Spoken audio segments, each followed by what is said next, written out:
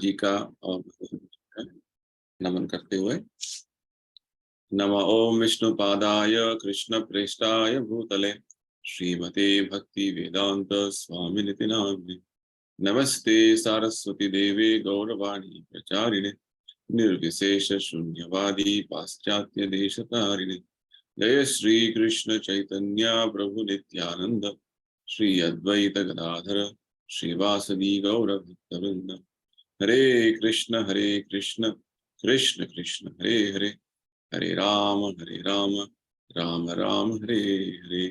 श्री श्री राधा वृंदावन चंद्र की जय, श्री सिंताई गौरंग की जय, श्रील प्रभुपाद की जय। तो आज के भगवत गीता का सत्संग कार्यक्रम में हम चौथे अध्याय से कंटिन्यू करेंगे। अब तक 34 श्लोका 34वें श्लोक तक हमने पढ़ा हुआ है। अभी आगे 4 श्लोकों का आज हम समझने की कोशिश करेंगे, 35, 36, 37 और 38। तो शुरुआत करेंगे।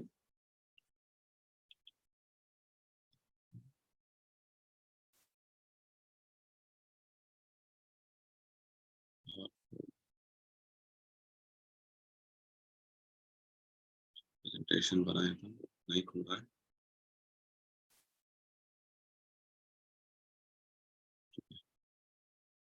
कुछ प्रॉब्लम है प्रेजेंटेशन में। anyway, हम इसे बात करेंगे, बताएंगे। तो हमने अभी चौथे अध्याय में, जिसका नाम है दिव्य ज्ञान, भगवान हमें इधर ज्ञान देते हैं हमारे आत्मा के और उनके भगवान के जो आध्यात्मिक दिव्य स्थिति के बारे में। ये ज्ञान क्यों आवश्यक है? क्योंकि हम इस भौतिक संसार में अभी भौतिक ज्ञान के कारण बंधित हो गए हैं। भौतिक ज्ञान यानी कि केवल शरीर का ज्ञान, शरीर संबंधित ज्ञान और शरीर का जो आवश्यकताएं हैं उनको पूरा करने का ज्ञान।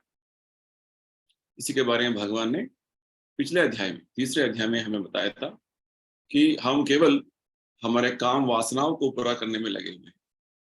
तो भगवान चाहते हैं कि इस तरीके से हमारे काम वासनाओं को पूरा करते हुए हम बहुत सारे जन्म ले चुके हैं।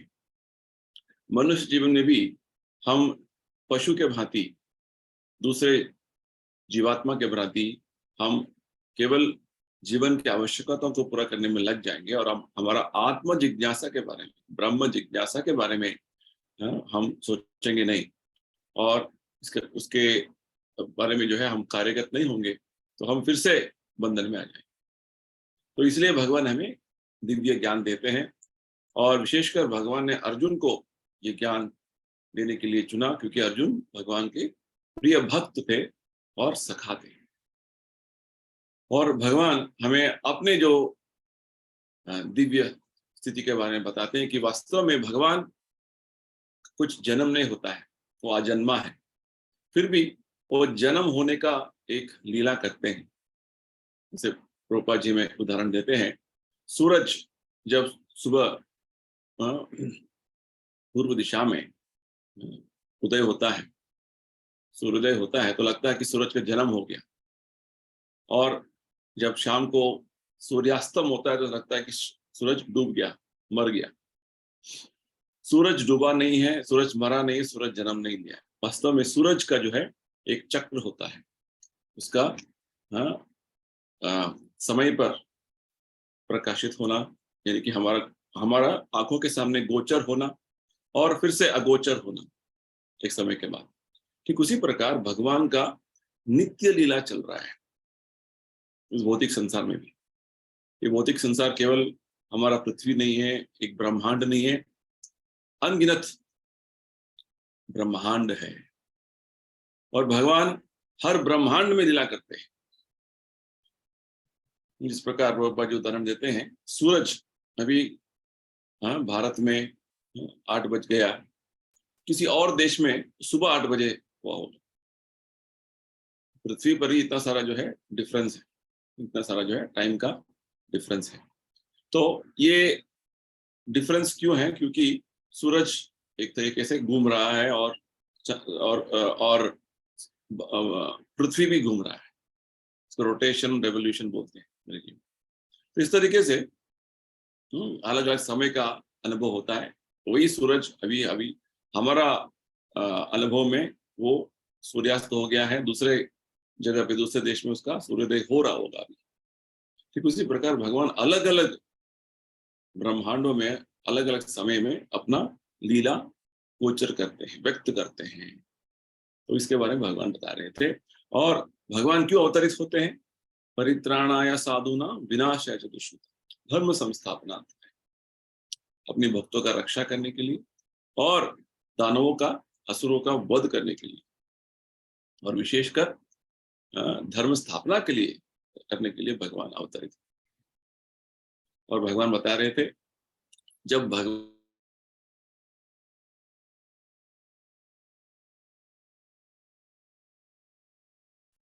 हमारा उद्धार के लिए आते हैं, हमें इस भौतिक संसार से निकालने के लिए आते हैं, और भगवान का अलग अलग जो लीलाएं हुए हैं उसके बारे में समझने का हम कोशिश करेंगे, तो ये हमारा भौतिक बंधन से छुटकारा पाने का एक मार्ग हो जाएगा। तो भगवान अर्जुन से यही उनको बताते हैं कि अर्जुन को बताते हैं कि इस तरीके का ज्ञान जो है तुम्हारे पूर्वज और बहुत सारे जो भक्त संत इसका अनुसरण किया है, तुम भी इसी ज्ञान मार्ग में चलो। कि जब इस ज्ञान मार्ग में नहीं चलोगे तो कर्म के बंधन में आ जाओगे, और किस तरीके से कर्म बंधन से बाहर निकलना है भगवान समझा रहे थे। और बता रहे थे कि ये सभी ज्ञान, गुह्य ज्ञान जो है, रहस्य ज्ञान शास्त्रों में है, विधि विदित है, उसे समझना है ठीक से, क्या करना है क्या नहीं करना है, किस तरीके से करना है। विशेषकर भगवत गीता में भगवान किस तरीके से अपने आप को भगवत सेवा में लगाना है, जिसको बोलते हैं अकर्म भक्ति योगा, भगवान समझाते हैं। और विशेषकर इस अध्याय में भगवान ने समझाया इस भौतिक संसार में हमें यज्ञ करना है। यज्ञ यानी कि वो कार्य जिससे भगवान संतुष्ट होते हैं। तो अलग अलग तरह के यज्ञों का वर्णन भगवान ने दिया और बताने लगे वास्तव में ये सभी यज्ञ करने का उद्देश्य क्या है। हमें ये ज्ञान हमारे हृदय में जागृत होना है कि वास्तव में हम भगवान के नित्य दास हैं, भगवान के सेवक हैं। भगवान का सेवा करना हमारा जो है आत्मा का स्वाभाविक जो है उसका कर्तव्य है। ये ज्ञान उदय होना ये है बहुत बड़ा जो है विषय है। तो ये ज्ञान प्राप्त करने के लिए भगवान ने हमें सूचना दिया 34वें श्लोक 34 श्लोका में कि हमें एक ऐसे जो तत्वदर्शी के पास जाना है, वास्तव में एक अधिकृत गुरु के पास जाना है। तत्वदर्शी जिन्होंने भगवान का पूर्ण साक्षात्कार किया हुआ है, उनके समक्ष जाकर हमें शरणागत होना है। तद्विद्धि प्रणिपातेन परिप्रश्नेन सेवया, उनके समक्ष शरणागत होके उनसे विनम्रता से प्रश्न पूछना है और उनका सेवा करना है। तो जब गुरु इस तरीके से शिष्य से प्रसन्न हो जाते हैं तो पूरा दिव्य ज्ञान प्रदान करते हैं, ऐसे भगवान बोलते हैं। यानी कि एक जो विधि विधान है हमारा जिस भौतिक संसार से बाहर निकलने का, उसके लिए हमें समझने के लिए एक आध्यात्मिक गुरु का, दिव्य गुरु का आवश्यकता है। इसके बारे में भगवान समझा रहे हैं, क्योंकि ये ज्ञान स्वयं भगवान ने दिया हुआ अनादिकाल से तो परंपरागत जो है आ रहा है। तो हमें ये ज्ञान प्राप्त करना है तो अर्जुन जैसे शुद्ध भक्त के माध्यम से समझ सकते हैं, और जिस परंपरा में प्रभुपाद जी आ रहे हैं, प्रभुपाद जी के माध्यम से हमें समझना है ये बात।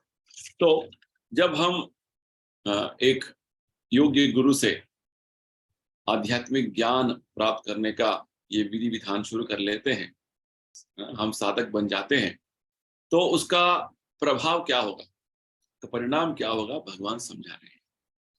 भगवान बोल रहे हैं यज्ञात्वा न पुनर्मोहम, श्लोक का संख्या 35 है। यज्ञात्वा न पुनर्मोहम एवं यास्यसि पांडव येन भूतान शेषाणि द्रक्ष्यसि आत्मनि अथो मयि। जब हम ये दिव्य ज्ञान एक योग्य गुरु से, आध्यात्मिक गुरु से सीख लेते हैं, तो हम पुनर्मोहम, फिर से मोह में नहीं आएंगे। पुनर्मोहम एवं यास्यसि पांडव, जब हम ये ज्ञान ठीक से सीख लेते हैं, समझ लेते हैं, तो हम फिर से मोह में नहीं आएंगे। मोह क्या है, क्या ज्ञान है, हम समझेंगे अभी। और विशेषकर हमें ये ज्ञान प्राप्त हो जाएगा कि सभी जीवात्मा ये न भूतानि अशेषानि, ये सभी जो जीवात्मा हैं, हर जीवात्मा, इतने सारे जीवात्मा हम देखते हैं संसार में, चींटियां हैं, पंछी है, पेड़ पौधे हैं, इतने सारे जानवर हैं, ये सभी जीव जंतु जो है वास्तव में भगवान बोलते हैं वो मेरे अंश हैं, वो मेरे हैं, भगवान बोलते हैं। और सब कुछ भगवान पर स्थित है। इतना अच्छा जो है दिव्य ज्ञान हमें प्राप्त हो जाता है। तो वास्तव में प्रभुपाद जी समझाते हैं, जब हमें दिव्य ज्ञान प्राप्त हो जाता है, यानी कि एक योग्य गुरु से, आध्यात्मिक गुरु से हमें ज्ञान प्राप्त हो जाता है, जिनको, जो तत्वदर्शी हैं, जो ठीक से ज्ञान जानते हैं, यथा प्रकार दिव्य ज्ञान जानते हैं, आध्यात्मिक विषय के बारे में पूर्ण तरीके से वो ज्ञान जानते हैं, उसका परिणाम क्या होगा कि हम समझ लेते हैं कि वास्तव में हम स्वतंत्रता से कुछ अलग से हमारा अस्तित्व नहीं है, हम भगवान के अंश हैं। यही बात भगवान आगे बताने वाले, ममेवांश जीवलोके जीवभूत सनातन।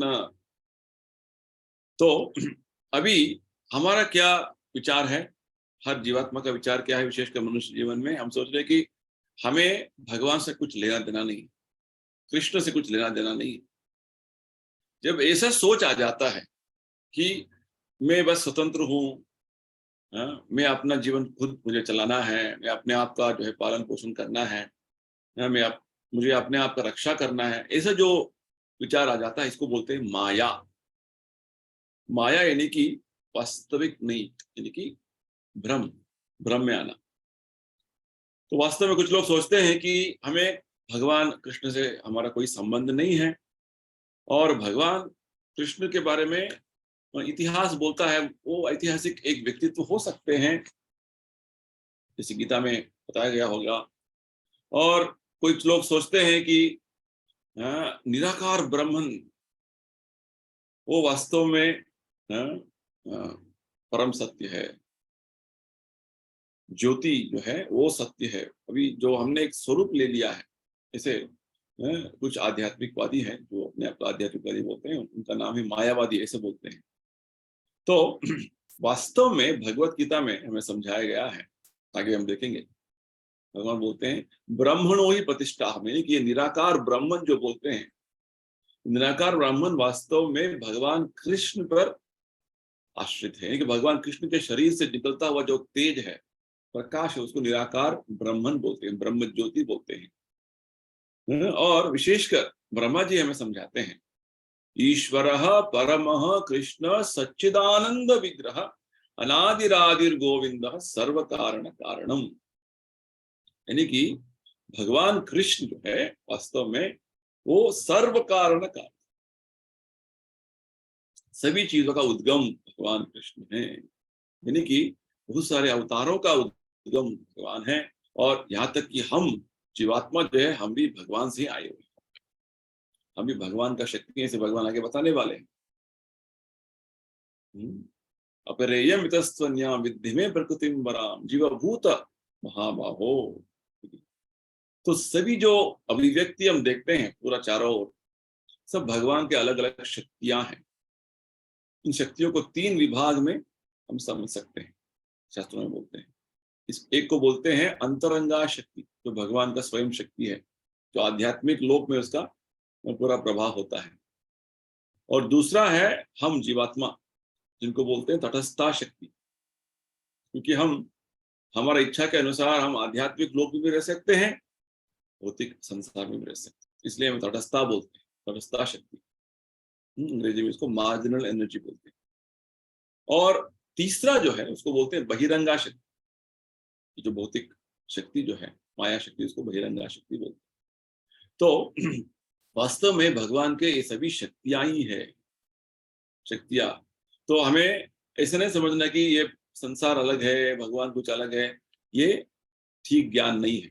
तो ये जो है वास्तव ज्ञान, यथा प्रकार ज्ञान जो है हमें दिव्य गुरु से मिलता है, आध्यात्मिक गुरु से प्राप्त होता है, प्रभुपाद जी जैसे गुरु से हमें मिल जाता है। तो मायावादी जो है, निराकारवादी जो है, वो अलग से सोचते हैं कि भगवान वास्तव में अंत में निराकार है,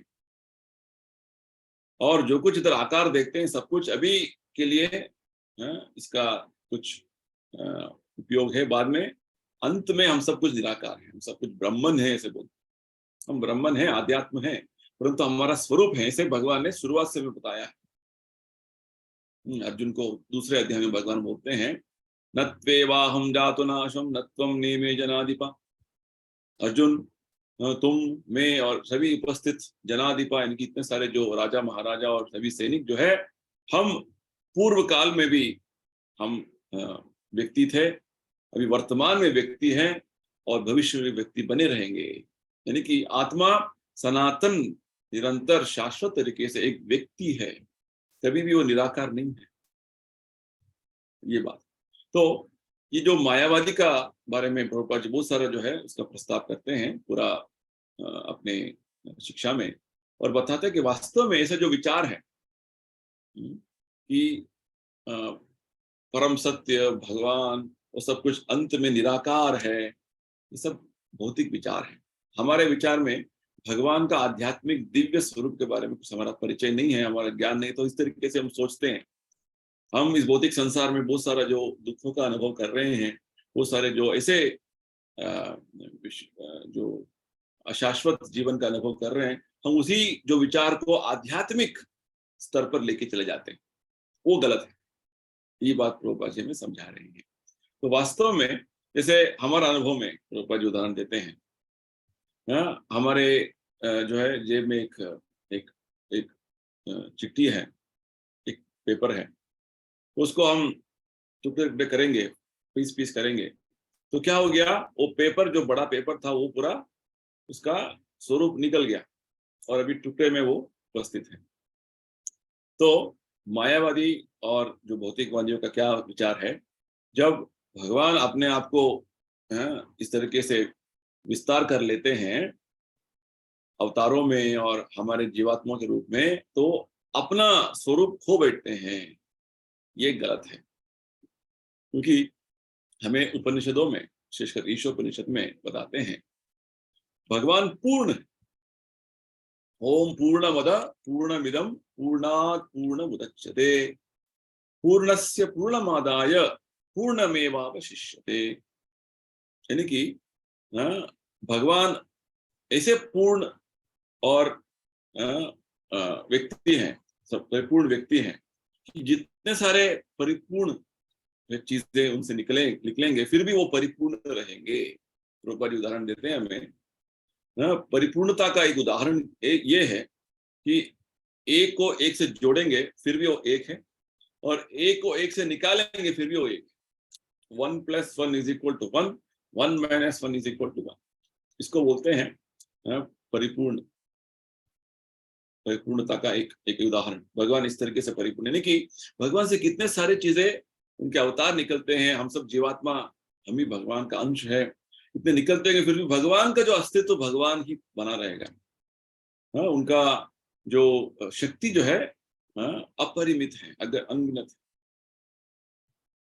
अनलिमिटेड एनर्जी भगवान के पास है। ये बात है, तो ये हमें समझना है। तो ये सभी ज्ञान हमें दिव्य ज्ञान जो है आध्यात्मिक गुरु के माध्यम से मिल जाता है। तो ये ज्ञान के अभाव के कारण अभी क्या हो गया है, हम अभी मोह में आ गए, माया में आ गए। किस तरीके के माया में आ गए हैं, हम सोच रहे हैं कि हम भगवान से पृथक हैं, हम भगवान से अलग हैं, भगवान कृष्ण से हमें कुछ लेना देना नहीं है।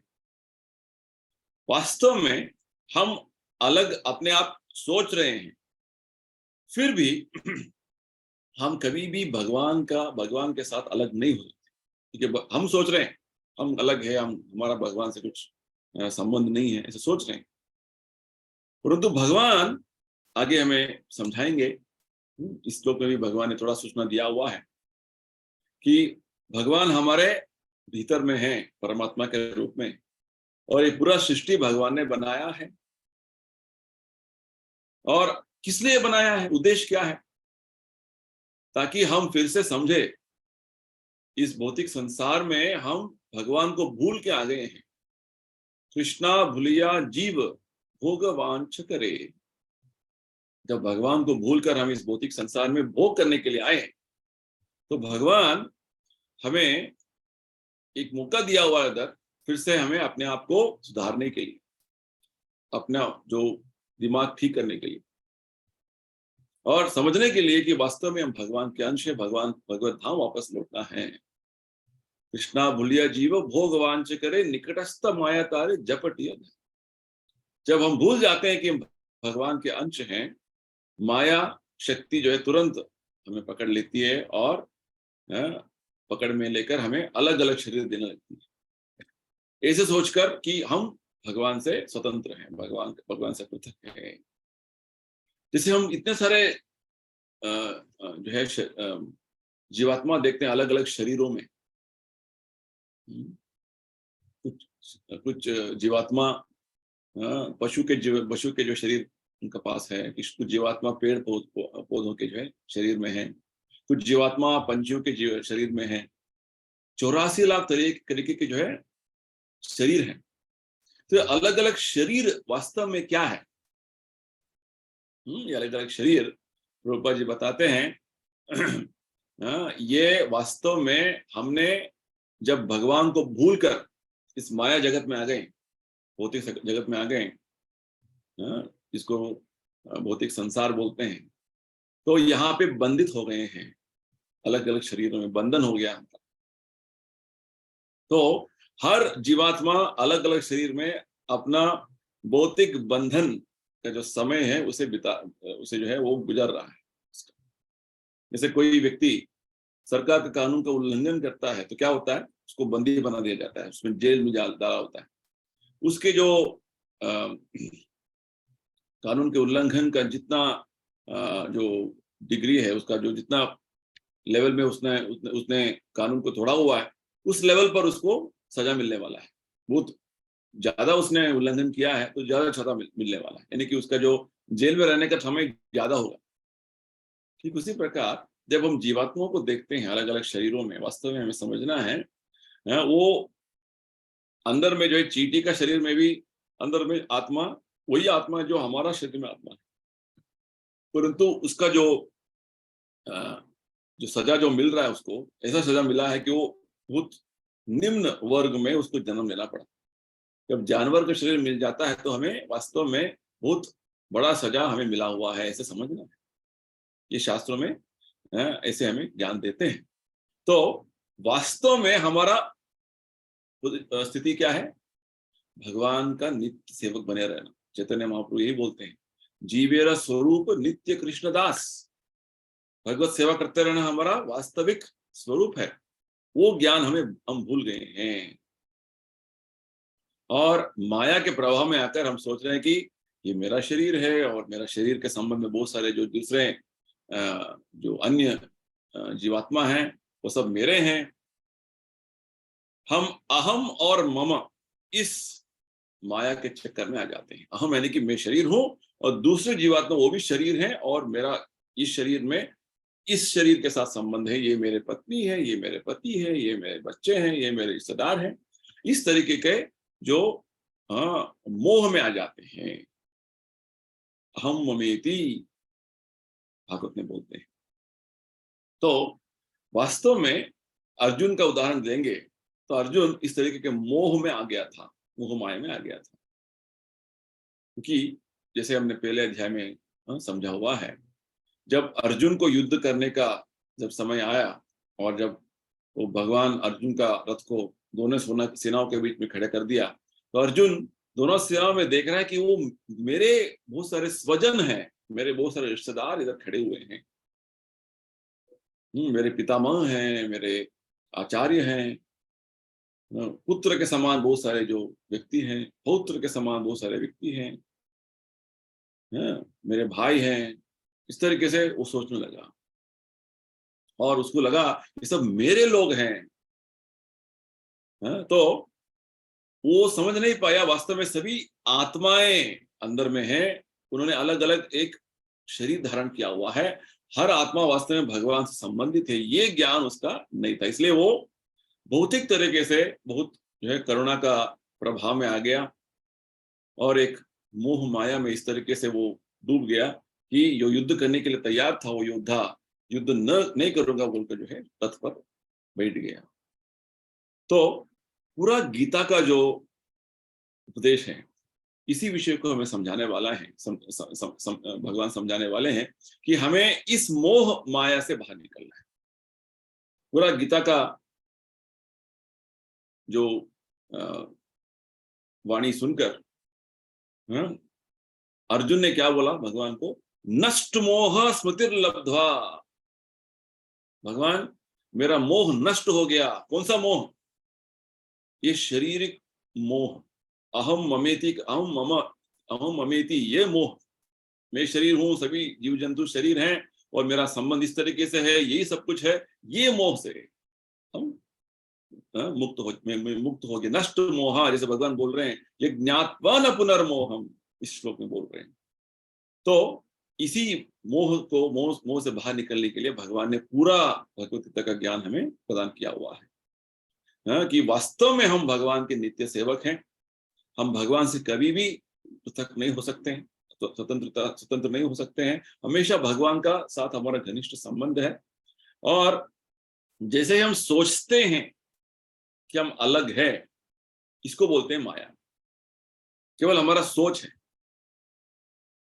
हम ऐसे जो है एक अपना अस्तित्व बना लिया है, एक उपाधि बना लिया, एक पहचान बना लिया है अपने आप का। वास्तव में हमारा पहचान भगवान का नित्य सेवक बनना है। इसको बोलते हैं हमारा वास्तविक अहंकार। जब मिथ्या अहंकार होता है, फॉल्स ईगो हो जाता है, तो हम सोचते हैं कि मैं अलग हूँ, मेरा कुछ भगवान से, कृष्ण से कुछ संबंध नहीं है, मैं वो हूँ, मैं ये हूँ, मैं भारतीय हूँ, मैं अमेरिकन हूँ, मैं वो हूँ, मैं मुसलमान हूँ, मैं क्रिश्चियन हूँ। इस तरीके से अलग अलग तरीके से अपने आप का एक पहचान बना लेते हैं। ये पहचान को बोलते हैं माया।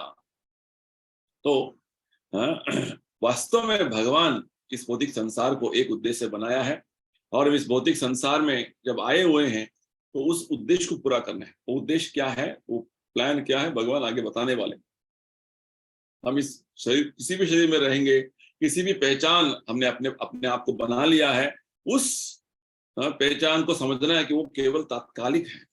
हमारा वास्तविक जो पहचान है, हम भगवान का नित्य सेवक है, ये हमारा वास्तव स्वरूप है, ये हमें समझना है। तो इस तरीके से जब हम ये उद्देश्य भगवान का भूल जाते हैं, अनादिकाल से हम इस उद्देश्य को भूल गए हैं, तो हमें अलग अलग शरीर मिल रहा है। कभी मनुष्य शरीर मिल रहा है, कभी जानवर का शरीर, कभी देवता का शरीर भी मिला हुआ है। इस तरीके से हम भटक रहे हैं। चैतन्य महाप्रभु बोलते हैं ब्रह्मांड भ्रमण कर रहे हैं, पूरा ब्रह्मांड में घूम रहे हैं। तो ये जो अलग अलग शरीर क्यों ले रहे हैं? क्योंकि हमने कृष्णा भूलिया जीव, कृष्णा का सेवा जो है उससे हम निकल के आ गए हैं बाहर। तो इसलिए जब भगवान को भूल जाते हैं तो इस तरीके का हमारे भौतिक संसार में आने का एक स्थिति हो गया है। जैसे ही हम फिर से भगवत सेवा में लग जाते हैं, जैसे पूरा भगवत गीता में भगवान ने यही बात समझा है, किस तरीके से उनका सेवा में लगना है, भक्ति सेवा में लगना है। इस तरीके से प्रभुपाद जी ने हमें इतना अच्छे तरीके से समझाया हुआ है। जब भगवत सेवा में हम ठीक तरीके से लग जाते हैं और उसमें पूर्ण तरीके से मग्न हो जाते हैं, तो हम इस मोह से मुक्त हो जाते हैं, लिबरेट हो जाते हैं। तो प्रभुपाद जी यही बात बता रहे हैं इधर कि ऐसा जो दिव्य ज्ञान, आध्यात्मिक ज्ञान जो है, हमें केवल एक आध्यात्मिक गुरु से ही प्राप्त हो सकता है। और जब ऐसे ज्ञान आ जाता है तो हम इस पूरा मोह से मुक्त हो जाते हैं। और हम दूसरे जो आध्यात्मिकवादी हैं, जो अपने आप का आध्यात्मिकवादी बोलते हैं, वो कभी कभी बोलते हैं कि मैं भगवान हूँ, भगवान का समान मैं हूँ। इस तरीके का जो है अनसन बातें बोलते हैं, मूर्ख बातें बोलते हैं। तो ऐसा ज्ञान भगवान ऐसे गीता में नहीं बोलते हैं। हम हमेशा अणु है, भगवान विभू। अणु यानी कि हमारा जो स्थिति है बहुत अल्प, भगवान महान है। जैसे प्रभुपाद जी उदाहरण देते हैं, हाँ, बहुत बड़े जो समुंदर विशाल अगाध है, छोटा सा बूंद का पानी जो है उसका प्रमाण बहुत कम है, तो दोनों, हाँ, गुणात्मक तरीके से समान है, परंतु गात्र में एक अणु छोटा है, अणु, एक बूंद जो है अणु, और जो समुंदर है विशाल अगाध है, विभू, ये बात है। तो ये परिपूर्ण ज्ञान है। ये परिपूर्ण ज्ञान जो है हमें केवल आध्यात्मिक गुरु के माध्यम से ही समझ सकते। हमें हमेशा समझना है, जैसे उपनिषदों में बोलते हैं, नित्यो नित्यानाम चेतनश्चेतनानाम, यानी कि, हाँ, एक नित्य, एक चेतना असंख्यात नित्यों, असंख्यात चेतनाओं को आश्रय देते हैं। एको बहुनाम विदधाति कामान। तो हमारा जो पालन पोषण, हमारा रक्षा जो कर रहे हैं वो भगवान है, ये बात हमें समझ में आ जाता है। और जैसे ही हम भगवान का आश्रय से निकल जाते हैं तो हम इस भौतिक संसार में आके बहुत सारा जो है संघर्ष में लग जाते हैं। भगवान बोलते हैं, मनःषष्ठान इंद्रियाणि प्रकृति स्थानी कर्षति, यानी कि तरीके का जो संघर्ष में आ जाते हैं, लड़ाई, यानी कि बहुत सारा मेहनत करने लगते हैं अपने आप को मेंटेन करने के लिए। तो ये जो हम भगवान से अलग हैं, भगवान से हमारा कोई लेना देना नहीं है, हम अपने आप को देखभाल करना है, ये सभी जो है माया का चक्कर है, इसको बोलते हैं अनर्थ। तो जब जब ऐसे हम सोचकर अपने आप को इस भौतिक संसार में, इस तरीके का जो हालत हमारा हो जाता है, तो भगवान आते रहते हैं, अपनी पत्नी को बेचते रहते हैं, ज्ञान देते रहते ताकि हम फिर से सुधारें, फिर से सुधरे और वापस भगवत धाम लौटें। ये भगवान का उद्देश्य। तो ये जो दिव्य गुरु होते हैं, आध्यात्मिक गुरु होते हैं, वो साक्षात भगवान के प्रतिनिधि होते हैं। तो इसलिए जैसे ही ऐसा जो है ज्ञान हम ले लेते हैं, प्राप्त कर लेते हैं, तो हम आध्यात्मिक स्तर पर आ जाते हैं, तो हम वास्तव में मुक्ति के मार्ग में चल रहे हैं, ये हमें समझना है। भागवत में बहुत अच्छा एक बात बोलते हैं, मुक्तिर इत्वा अन्यथा रूपम स्वरूपेण व्यवस्थित। यानी कि मुक्ति का अर्थ ऐसा नहीं कि अभी हमारे बहुत सारे समस्याएं थे, उसका समाधान हो रहा है धीरे धीरे, तो हमारा मुक्ति हो गया, ये गलत है। मुक्ति का वास्तविक जो अर्थ है, परिभाषा ये है कि हमारा जो बहुत सारे जो अभी पहचान हमने बना लिया है, मैं वो हूँ, मैं स्त्री हूँ, मैं पुरुष हूँ, मैं ऑफिसर हूँ, मैं ये हूँ, इन पहचानों से बाहर निकल के हमारा वास्तव स्वरूप, वास्तव पहचान में आना। मुक्तिर हित्वा अन्यथा रूपम स्वरूपेण व्यवस्थित। हमारा वास्तव स्वरूप क्या है? भगवान का नित्य सेवक, नित्य दास बनकर रहना। तो हमारे वास्तविक स्थिति में जब हम आ जाते हैं भगवान का नित्य सेवक बनकर, वो जो है वास्तव में हम मुक्त स्थिति में आ गए हैं, ये बात हमें समझ। तो इस श्लोक के माध्यम से भगवान हमें समझा रहे हैं, दिव्य गुरु का जो ज्ञान, दिव्य गुरु से जब हम ज्ञान प्राप्त करते हैं, तो क्या होता है? दिव्य ज्ञान हृदय प्रकाशितो। हर दिन सुबह हम गुरु पूजा करते हैं।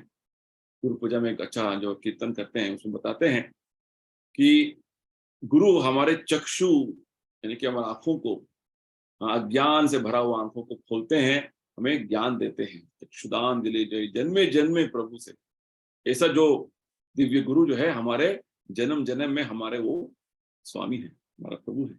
आभार है क्योंकि उन्होंने एक ज्ञान दिया हुआ है, हमको दिव्य ज्ञान दिया है, इस तरीके से हमें आध्यात्मिक मार्ग में चलना है।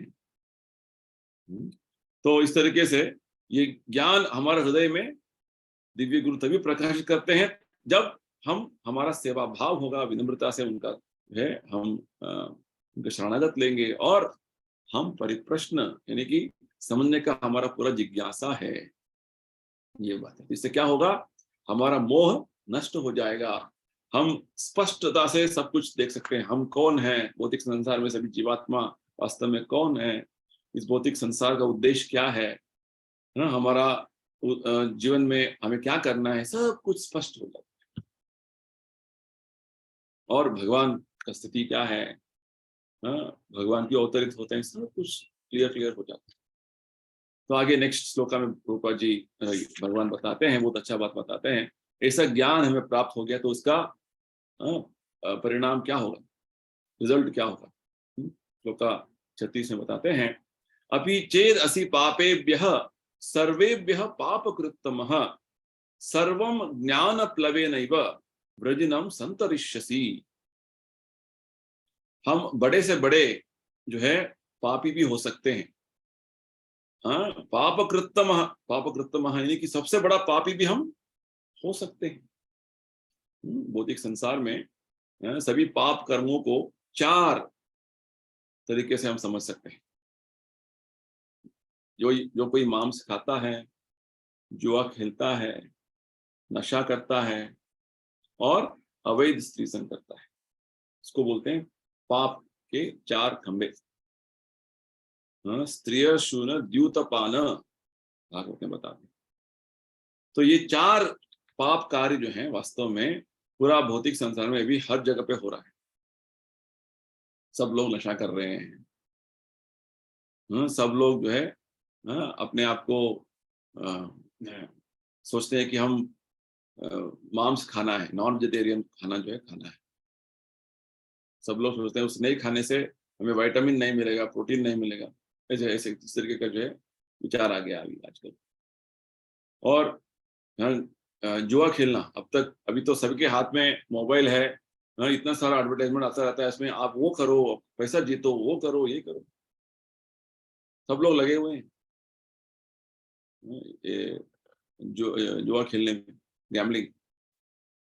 और चौथा अवैध स्त्री संग, शादी विवाह के अतिरिक्त जो संबंध रखना, एक स्त्री दूसरे पुरुष के साथ, पुरुष दूसरे स्त्री के साथ, इस तरह के संबंध जो है उसको अवैध माना जाता है।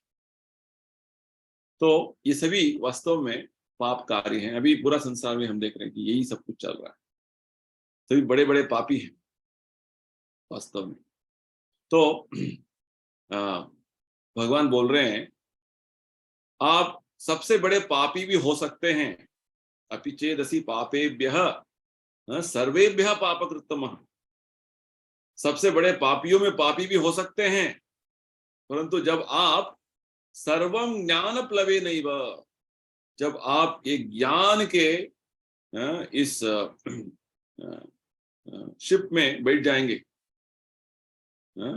आध्यात्मिक ज्ञान का जो प्लवेनैव जहाज में बैठ जाएंगे, तो क्या होगा, तो आप आराम से वजनम संतरिष्यसि, वजनम यानी कि भव सागर से आप आराम से बाहर निकल सकते हैं। यानी कि भगवान का ये बोलने का ये अर्थ है कि आप अपने पूर्व जन्मों में और इस जन्म में भी अब तक जो है आप बहुत बड़े बड़े पाप किए होंगे और पाप जीवन बिताते होंगे, फिर भी जब आपको एक ज्ञान प्रकाश हो जाएगा, एक ज्ञान आपको प्राप्त हो जाएगा, तो ये ज्ञान इतना परिणामकारी है, प्रभावशाली है कि ये आपको इस भौतिक संसार से, भव सागर से निकाल देगा। प्रभुपाद जी उदाहरण देते हैं हमें, इस भौतिक संसार को कभी कभी भव सागर बोलते हैं। भव सागर यानी कि जहाँ पे बार बार हमें जन्म लेना पड़ता है, बार बार हमें मृत्यु अनुभव करना पड़ता है। पुनरअपि जननम पुनरअपि मरणम, भव सागर, जन्म मृत्यु जरा व्याधि का चक्कर चल रहा है, इसको भव सागर। कभी कभी इसको बोलते हैं दावानल, दावानल यानी कि फॉरेस्ट फायर। ऐसे जंगल में कोई जो है जाकर आग लगाता नहीं है, बहुत जो है गर्मी का समय है, गर्मी का मौसम है, और उस समय में इतना पूरा सूखा सूखा जो है पेड़ सब चीजें सूखे सूखे हो जाते हैं, तो एक जगह पे कुछ आग लग जाता है तो पूरा जंगल में आग लग जाता है, आग फैल जाता है, उसको बोलते हैं दावानल। तो इस भौतिक संसार को इस तरीके से 2 चीजों के साथ उसका तुलना करते हैं, कंपेयर करते हैं। एक भवसागर, बहुत बड़े सागर, विशाल सागर है जिसमें लोग हम ऐसे आके गिर गए हैं कि हमें बार बार जन्म लेना पड़ रहा है, बार बार मृत्यु का अनुभव करने पड़ रहा है।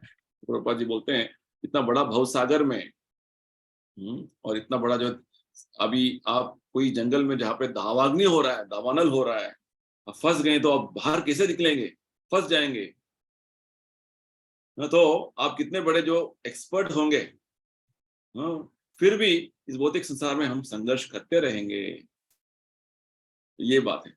और कोई आकर आपको ऊपर से उठा लेगा, समुद्र से, भवसागर से, और जैसे वो जो दावानल हो रहा है जंगल में, आपको ऊपर से कोई उठा लेगा तो क्या होगा, तो आप बच जाएंगे। वास्तव में गुरु यही काम करते हैं। संसार दावा ललीलोक त्राणाया कारुण्य घना घन। सुबह सुबह जब हम मंगलारती में एक अच्छा जो है प्रार्थना करते हैं, गुरु वंदना करते हैं, तो बोलते हैं वास्तव में हम दावानल में आके फंस गए हैं। हर जगह पे इतना सारा जो है हमारा एंजाइटीज बहुत सारे होते हैं। एक भौतिक संसार ऐसा है, संसार दावानल। तो वास्तव में गुरु जो है उस जगत से हमें कृपा लेके आते हैं, जहाँ पे भगवान स्वयं कृपा करुणा सिंधु है, वहां से वो कृपा लेके आते, करुणा लेके आते हैं हमें एक करुणा का बरसात बरसने के लिए। और इस तरीके का जो ये गुरु जो है वास्तव में हमें करुणा देकर हमें इस भौतिक संसार से उठा लेते हैं, दावानल से उठा लेते हैं।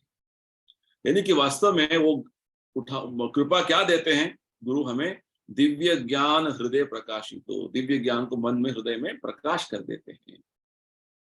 दिव्य ज्ञान यानी कि हमारा वास्तविक स्थिति क्या है, हमारा वास्तविक ज्ञान क्या है, कि वास्तव में मैं भगवान का अंश हूँ, भगवान का नित्य दास हूँ, भगवान विभु है, मैं अणु हूँ। ये ज्ञान, ये ज्ञान ठीक ठीक हो जाएगा, हमें मन में ठीक से उसका साक्षात्कार हो गया, तो क्या होगा, हम वास्तव में इस भौतिक संसार से बाहर निकल सकते हैं। यही बात भगवान ने बोल दिया।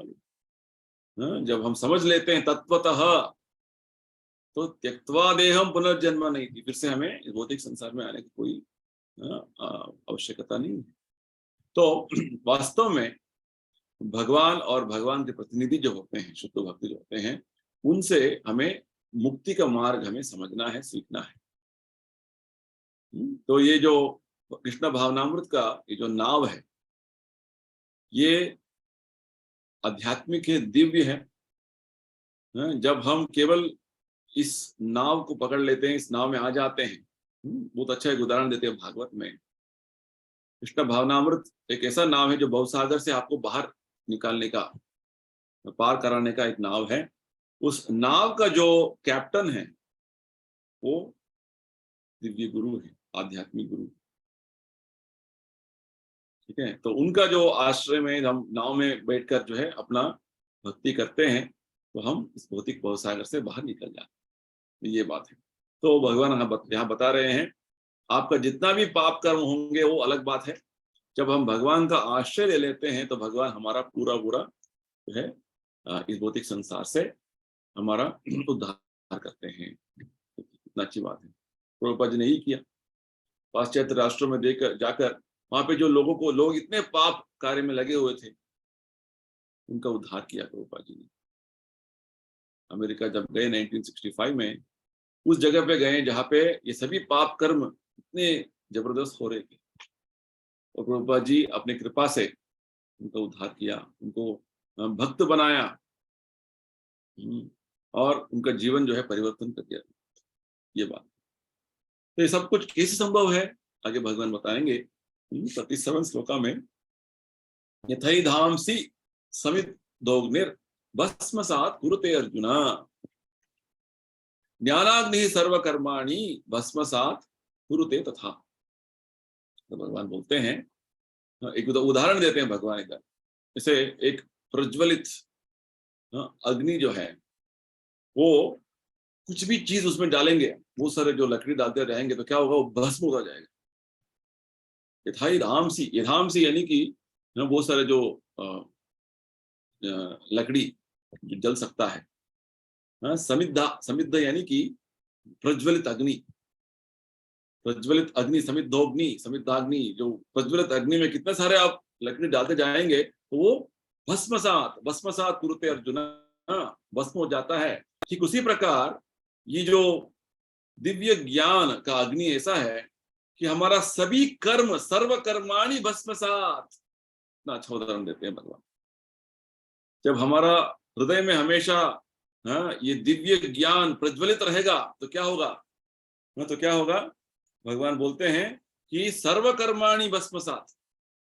वास्तव में भौतिक संसार में हम बहुत सारे कार्य कर रहे हैं, बहुत सारे कर्म कर रहे हैं और कर्म बंधन में फंस रहे हैं। हर कर्म का, वो अच्छे कर्म भी हो बुरे कर्म भी हो, भौतिक संसार के हिसाब से हम कर्म बंधन में आ रहे हैं। तो भगवान इसलिए बोलते हैं हमें अकर्मा करना है। अकर्मा यानी कि जो कार्य भगवान हमें बोलते हैं और भगवान के प्रतिनिधि प्रभुपाद जी बोलते हैं, उसके आधार पर हमें अपने कार्य करना। नहीं तो ये सही है ये गलत है, इसका सब कुछ रिएक्शन रहेगा, परिणाम रहेगा। तो शास्त्रों में बोलते हैं कि जो जो कार्य करते हैं वो हमारे जो चित्त चित्त यानी कि हमारा सूक्ष्म शरीर में वो बीज रूप में वो हमेशा चला जाता है, इसको कूटस्थ बोलते हैं। और उसके बाद धीरे धीरे जो है, जैसे जैसे हमारा जीवन चलता जाएगा इस भौतिक संसार में, अलग अलग शरीर लेते जाएंगे, तो अभी जो कुछ हम सुख दुख का अनुभव कर रहे हैं, हमारे पिछले जन्मों का बहुत सारे जो हमने कार्य किया हुआ है, कर्म किया हुआ है, उसका फल भुगत रहे हैं। इसको बोलते हैं फलोन्मुख प्रारब्ध। धीरे धीरे जो है वो, जैसे एक बीज आप जमीन में बोएंगे तो धीरे धीरे वो छोटा पौधा बनेगा, उसके बाद बड़ा पेड़ बनेगा, उसके बाद फल निकलेगा। इस तरीके से हर कार्य का जो रिएक्शन है वो एक बीज के रूप में वो हमारा अस्तित्व में चलता जाएगा, डिपॉजिट होता जाएगा। और ये डिपॉजिट धीरे धीरे अलग अलग तरीके से बढ़ता जाएगा।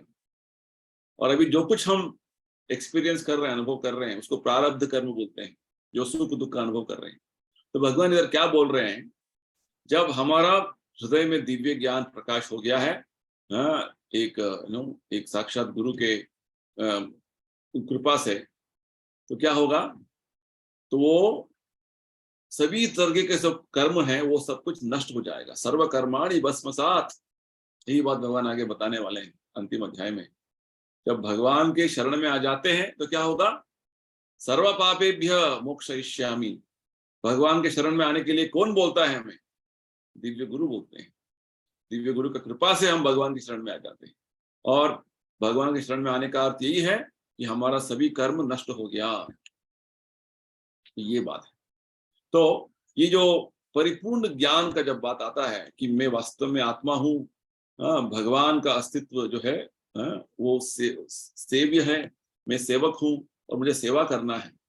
तीन चीजें हैं, मैं सेवक, भगवान सेव्य और सेवा जो भक्ति सेवा, ये इसको हम अलग नहीं कर सकते हैं। सब कुछ एक वन यूनिट है। जहां पे सेवक है तो उधर सेव्य यानी कि जिसका सेवा करेंगे उसको सेव्य बोलते हैं, और सेवा होता है। तो ये जो ज्ञान है परिपूर्ण ज्ञान है।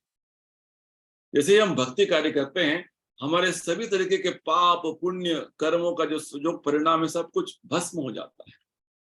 आप सोच रहे हैं कि पुण्य कर्म से कैसे हम बंधन में आ जाएंगे, क्योंकि पुण्य कर्म करने से आगे भगवान बताने वाले हैं हम ऊर्ध्वलोक तो जाएंगे, हम जो है स्वर्गलोक जाएंगे। जब हमारा पुण्य क्षीण हो जाएगा, क्षीणे पुण्य मर्त्य लोकम विशन्ति, फिर से हमें भौतिक संसार, इस भौतिक लोक में आना पड़ेगा, भूलोक में आना पड़ेगा। इस तरीके से चक्कर काट रहे हैं।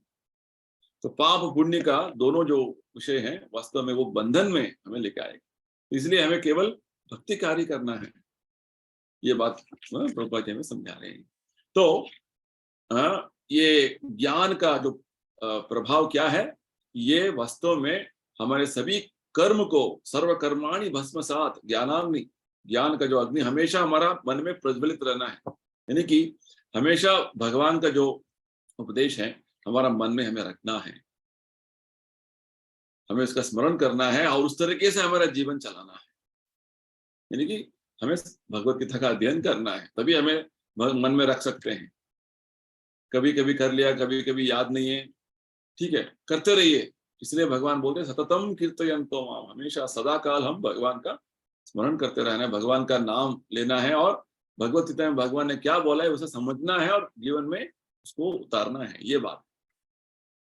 तो ये अग्नि, जैसे हमारे मन में दिव्य ज्ञान का अग्नि नहीं है, अग्नि यानी कि हमेशा डायरेक्ट एक तरीके का मार्गदर्शन मिल रहा है, हाँ भगवान ने इस तरीके से बोला हुआ है, ये काम ऐसे करना है, मुझे वो करना है, इस तरीके का जो मार्गदर्शन तभी आएगा जब हम भगवत गीता का ज्ञान पूर्ण तरीके से समझने की कोशिश कर रहे हैं और उसको जीवन में अनुष्ठान करने की कोशिश कर रहे हैं। ऐसा नहीं करेंगे तो क्या होगा, हमारा गुण काल कर्म, हमारे जो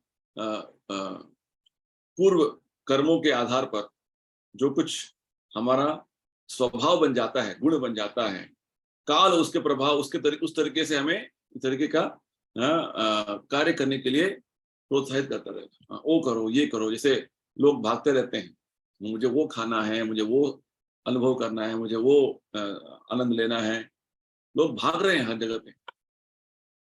ये तो उसको बोलते हैं गुण कर्म प्रवाह, गुण काल कर्म प्रवाह। तो इस तरीके का जो गुण काल कर्म प्रवाह को ठीक से हमें रास्ते में लेके आने के लिए हमें आध्यात्मिक ज्ञान की जरूरत है। वो एक आध्यात्मिक गुरु प्रभुपाद जी के कृपा से ही हो सकता है। ठीक है, तो इसलिए ये जब हमारा मन में हमेशा दिव्य ज्ञान प्रज्वलित है, प्रकाशित है, तो क्या होगा, हम इस तरीके के गलत मार्ग में नहीं जाएंगे। और धीरे धीरे जब जैसे हम इसमें आगे बढ़ते जाएंगे तो भगवान यही आश्वासन देते हैं कि मोक्षयिष्यामि, भौतिक संसार से हम बाहर निकल जाएंगे, आध्यात्मिक लोक में जाएंगे। चलिए आज का अंतिम श्लोक का अध्ययन करेंगे, 38 श्लोक का। नहि ज्ञानेन सदृशम पवित्रम इह विद्यते तत् स्वयं योग संसिद्धः कालेनात्मनि विन्दति। तो भगवान इस आध्यात्मिक ज्ञान का, दिव्य ज्ञान का जो उसका महत्व क्या है बता रहे हैं। भगवान बोल रहे हैं ये ज्ञान इतना पवित्र है, नहीं ज्ञानेन सदृशम पवित्रम, इसका समान ज्ञान कुछ नहीं है भौतिक संसार में। आगे भगवान बताने वाले हैं, राज विद्या राजगुह्यम पवित्र विदमित्तमम, यही बात बताने वाले। जो आध्यात्मिक दिव्य ज्ञान जो है ये राज विद्या है, सबसे श्रेष्ठ ज्ञान है और सबसे गुह्य ज्ञान है। लोगों को पता नहीं कि मैं आत्मा हूं, सब लोग सोच रहे हैं मैं शरीर हूं। तो ये ज्ञान जो है वास्तव में इसका कोई तुलना नहीं है दिव्य ज्ञान का, कि मैं आत्मा हूं, भगवान का सेवा मुझे करना है। ये ज्ञान सुनने में बहुत आसान, बहुत सरल लगता है, परंतु ज्यादातर लोगों को ये ज्ञान नहीं है। इसलिए ये ज्ञान भगवान बोल रहे हैं ये पवित्र ज्ञान है, राज विद्या है, इसका तुलना कोई कुछ नहीं और दूसरा कुछ ज्ञान नहीं है। सब लोगों को भौतिक ज्ञान है, किस तरीके से पैसे कमाना, किस तरीके से भोग करना, इंद्र तृप्ति करना और बंधित हो जाना, इस भौतिक बंधन में आ जाना। तो ये जो ज्ञान है वास्तव में दिव्य ज्ञान है। तो इसलिए भगवान बोलते हैं ये ऐसा ज्ञान है कि तत्स्वयं योग संसिद्ध। प्रभुपाद जी बोलते हैं ये ज्ञान जो है सभी योग करने से जो आपको सिद्धि प्राप्त होता है उस ज्ञान का फल है, पक्व फल है। जैसे एक पेड़ में हम क्या चाहते हैं, एक आम के पेड़ में क्या चाहते हैं, एक पका हुआ आम, है ना। तो पका हुआ आम उस पेड़ का एक जो है एक फल है, जो है जो हम चाहते हैं कुछ। इसी प्रकार जो कुछ आध्यात्मिक कार्य करते हैं, योगा करते हैं, उसका अंतिम जो फल क्या है, हमें ये दिव्य ज्ञान मन में प्रकाश होना है। हम वो हवन कर रहे हैं, वो यज्ञ कर रहे हैं, वो पूजा कर रहे हैं, वो है विधि विधान अनुसरण कर रहे हैं, हमने बहुत सारे तीर्थ यात्रा कर लिया, फिर भी आप में ये ज्ञान, दिव्य ज्ञान प्रकाशित नहीं हुआ है। कौन सा दिव्य ज्ञान? मैं आत्मा हूं, भगवान परमात्मा है, भगवान का सेवा करना, नित्य सेवा करना मेरा कर्तव्य है, ये ज्ञान। जब तक ये ज्ञान जागृत नहीं होगा, ये कुछ भी जो कर रहे हैं आध्यात्मिक कार्य करने का जो दिखावा कर रहे हैं वो कोई फायदा नहीं होगा इसका। तो भगवान यही बोल रहे हैं, जिस व्यक्ति को ये ज्ञान प्राप्त हो गया है एक आध्यात्मिक गुरु के माध्यम से, वास्तव में कालीन आत्मनि विन्दति, वो अंदर ही अंदर उसका आनंद उसको प्राप्त हो जाता है, उसको अंदर ही अंदर शांति का अनुभूति होता है, आनंद का अनुभव कर रहा है। ये वास्तव में, क्योंकि हम आनंद और शांति को बाहर खोज रहे हैं जो उपलब्ध नहीं है। कि भगवान बोलते हैं भौतिक संसार यानी कि दुखालय, अशाश्वत। हाँ, तो भौतिक संसार में शांति का बात ही नहीं है, आनंद का बात ही नहीं है, दुख से भरा हुआ जगत है ये। वास्तव में जो शांति है और आनंद जो है हमारा भीतर है। हाँ, हमारा आत्मानंद, आत्म सुख जो है वास्तव में हमें दिव्य अनुभूति देता है, शांति देता है। तो जब भगवान यहाँ पर बोल रहे हैं कि वास्तव में कृष्ण भावनामृत यानी कि कृष्ण चेतना, दिव्य ज्ञान कि मैं भगवान कृष्ण का नित्य सेवक हूं, उनका सेवा करना है, और इस स्थिति में, इस आध्यात्मिक स्थिति में हम आ जाते हैं, दूसरा और कुछ चीजों में हमें रुचि नहीं मिलेगी। तो ये स्थिति में आने के लिए भगवान हमें इधर बता रहे हैं। तो वास्तव में हमें समझना है कि दूसरा कुछ भी ज्ञान हो वो अज्ञान है। दूसरा ज्ञान यानी कि मुझे इस शरीर का देखभाल करना है, मुझे वो करना, तो जितना आवश्यक है उसे करना है, तो वही सब कुछ नहीं है। तो सबको अविद्या माना जाता है। बाद में हम देखेंगे 13वें अध्याय में भगवान बताएंगे ज्ञान के और विचार विषय बताने वाले वास्तव ज्ञान क्या है। भगवान बताने वाले बहुत अच्छे अच्छे बात बताने वाले। उसमें एक मुख्य बात बताते हैं भगवान कि भक्ति, अव्यभिचारिणी भक्ति। अव्यभिचारिणी भक्ति यानी कि हमें सतत तरीके से भगवान का भक्ति में लगे रहना। तो ये सबसे बड़ा दिव्य ज्ञान है। दूसरा सभी जो ज्ञान है हमें समझना है कि वो अज्ञान है। अज्ञान यानी कि हमारा बंधन का कारण, और ज्ञान यानी कि हमारा मुक्ति का कारण। दिव्य ज्ञान हमारा मुक्ति का कारण। तो ये जो ज्ञान हमें हृदय में प्रकाशित हो जाता है दिव्य गुरु के कृपा से, तो वास्तव में समझना है कि ये भक्ति का एक कृपा हमें मिल गया है, भक्ति देवी कृपा मिल गया है। और जब हम इस भक्ति का स्तर पर आ जाते, ज्ञान का स्तर पर आ जाते हैं, तो हमेशा हम अंदर से आनंद का अनुभव करते हैं, दिव्य आनंद का अनुभव करते हैं।